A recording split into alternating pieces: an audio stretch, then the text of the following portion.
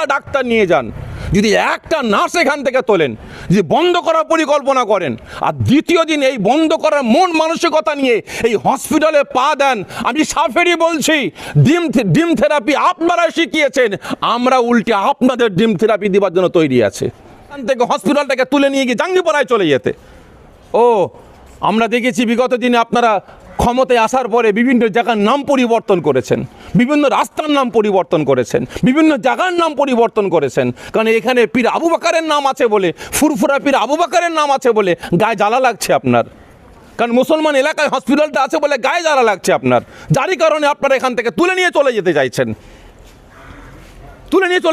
যে অত যদি গায়ে জ্বালা বাঁধে, আসুন না হেলিকপ্টারে করে বিল্ডিং সহ জাঙ্গিপাড়ায় নিয়ে চলে যান। মেশিন কেন নিয়ে যাবেন, বেড কেন নিয়ে যাবেন, ডাক্তারকে নার্স কেন নিয়ে যাবেন, টোটাল হেলিকপ্টারে করে বিল্ডিং নিয়ে চলে যান। একটা এলাকার বিধায়ক তার দায়িত্ব হবে হসপিটাল, মানুষের সেবা চিকিৎসা, মানুষের পাশে থাকা, মানুষের সেবা করা, জনগণের পাশে থাকা, জনগণকে নিয়ে ভাবা। কিন্তু আজকে যেটা দেখলাম, গত শনিবারও আমার জাঙ্গিপাড়ার বিধায়ক তিনি এসেছিলেন আমাদের হসপিটালে, এবং তিনি আজকেও এসেছিলেন, এবং তিনি এমএলএ হওয়ার পরে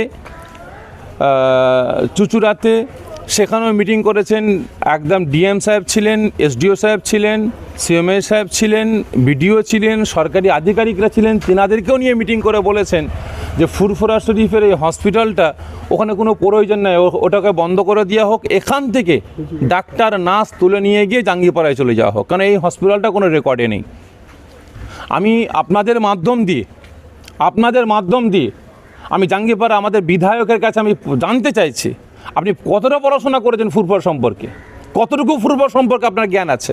আপনি জানেন আপনার জন্মের আগে এই ফুরফুরা হসপিটাল তৈরি হয়েছে 1948 সালে পীর আবু বকর সিদ্দিকী মেমোরিয়াল হসপিটাল তৈরি হয়। এটা ভারত স্বাধীন হবার পরের বছরই হসপিটাল তৈরি হয়েছে।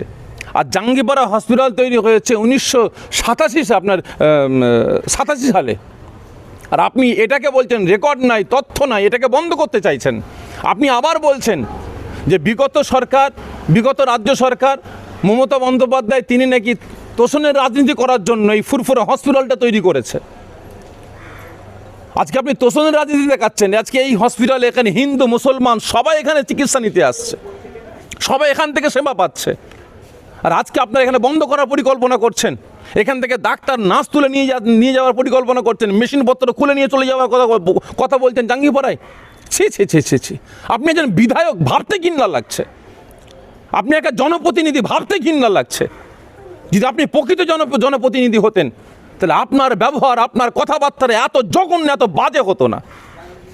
আজকে আপনার দরকার ছিল, বিগত সরকার যখন এই হসপিটালটা যখন তৈরি করে তিনি কথা দিয়েছিলেন, জবান দিয়েছিলেন যে ইলেকশনের আগে আমরা হসপিটালটা চালু করব, কিন্তু ইলেকশন চলে আসার পরে তিনি সেভাবে সেটআপ দিয়ে তৈরি করতে পারেননি। এখন আপনারা নতুন সরকার এসেছেন, আপনাদের ভাবা দরকার ছিল যে কি হসপিটালে ঘাটতি আছে, কি প্রয়োজন আছে, কটা ডাক্তারের দরকার আছে। স্টেট জেনারেল হসপিটাল তৈরি করতে গেলে যে পরিকাঠামোর দরকার, সেই পরিকাঠামো আপনাদের দেওয়া দরকার ছিল। আর আজকে আপনারা পরিকাঠামো না দিয়ে আপনারা চাইছেন এখান থেকে হসপিটালটাকে তুলে নিয়ে গিয়ে জাঙ্গিপাড়ায় চলে যেতে। ও আমরা দেখেছি বিগত দিনে আপনারা ক্ষমতায় আসার পরে বিভিন্ন জায়গার নাম পরিবর্তন করেছেন, বিভিন্ন রাস্তার নাম পরিবর্তন করেছেন, বিভিন্ন জায়গার নাম পরিবর্তন করেছেন, কারণ এখানে পীর আবু বকরের নাম আছে বলে, ফুরফুরা পীর আবু বকরের নাম আছে বলে গায়ে জ্বালা লাগছে আপনার, কারণ মুসলমান এলাকায় হসপিটালটা আছে বলে গায়ে জ্বালা লাগছে আপনার, যারই কারণে আপনারা এখান থেকে তুলে নিয়ে চলে যেতে চাইছেন,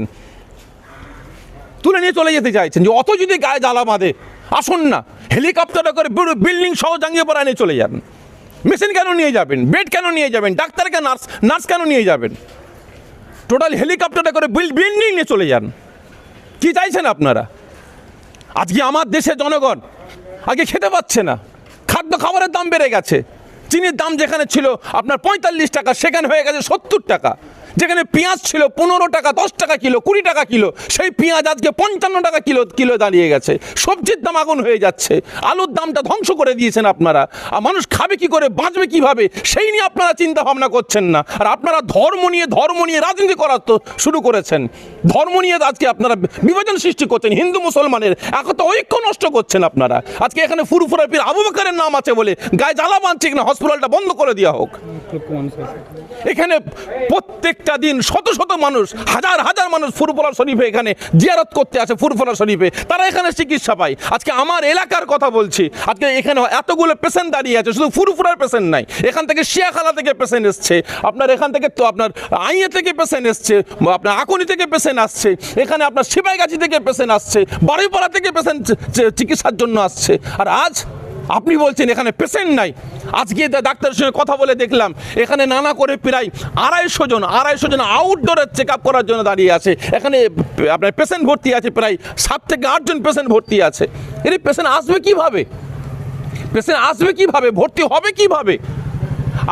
এখনও তো আপনারা কোনো রকম কোনো সুব্যবস্থা করেননি, ঠিকমতো ডাক্তার দেননি, ডাক্তার তোলার পরিকল্পনা করছেন। আমি সিএমএ সাহেবকে ফোন করছি, তিনি বলছেন ডাক্তার নাই। বারবার ফোন করছি, ডাক্তার দেন, না ডাক্তার নাই। আর আপনারা ডাক্তারের ব্যবস্থা না করে আপনারা হসপিটাল বন্ধ করার পরিকল্পনা করছেন। যে ডাক্তার যদি না দেন, আপনারা প্রত্যেকটা ডিপার্টমেন্টের ডাক্তার না দেন, তাহলে এখানে চলবে কিভাবে? আজকে আমাদের এখানে একটা সুপার ম্যাডাম আছেন, গাইনি ডিপার্টমেন্টের সুপার ম্যাডাম আছেন, আমি তার সঙ্গে কথা বললাম। একজন মাত্র গাইনি ডিপার্টমেন্টের ডাক্তার আছে এখানে, না আছে সিজারের ব্যবস্থা, না আছে ওটির ব্যবস্থা, না আছে কোনো রকম সেভাবে চিকিৎসার ব্যবস্থা।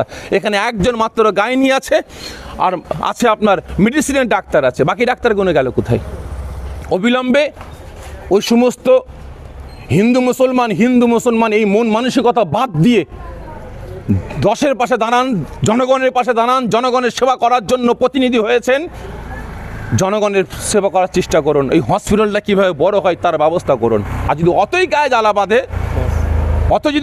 বাঁধে, আসুন, কোনো ডাক্তার নয়, কোনো নার্স নয়, পুরো বিল্ডিংটাকে হেলিকপ্টারে করে নিয়ে জাঙ্গিপাড়ায় বসিয়ে দেন, আমাদের আপত্তি নাই। কিন্তু যে বিল্ডিং না নিয়ে গিয়ে একটা ডাক্তার নিয়ে যান, যদি একটা নার্স এখান থেকে তোলেন, যদি বন্ধ করার পরিকল্পনা করেন, আর দ্বিতীয় দিন এই বন্ধ করার মন মানসিকতা নিয়ে এই হসপিটালে পা দেন, আমি সাফেরই বলছি, ডিম থেরাপি আপনারা শিখিয়েছেন, আমরা উল্টে আপনাদের ডিম থেরাপি দেওয়ার জন্য তৈরি আছে।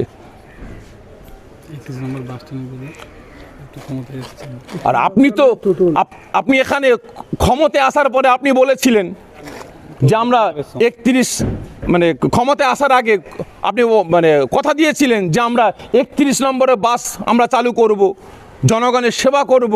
আপনার বাস গেল কোথায়? আপনার বাসটা গেল কোথায়?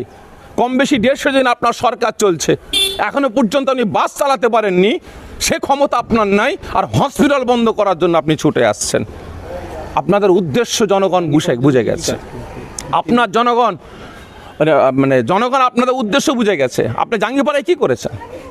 আপনি জাঙ্গিপাড়ার জন্য কি কাজ করেছেন তার একটা খতিয়ান আপনি এই মুহূর্তে দেন তো দেখি, যে আমি এই কাজ করেছি 3 মাসে, একটা খতিয়ান দেন।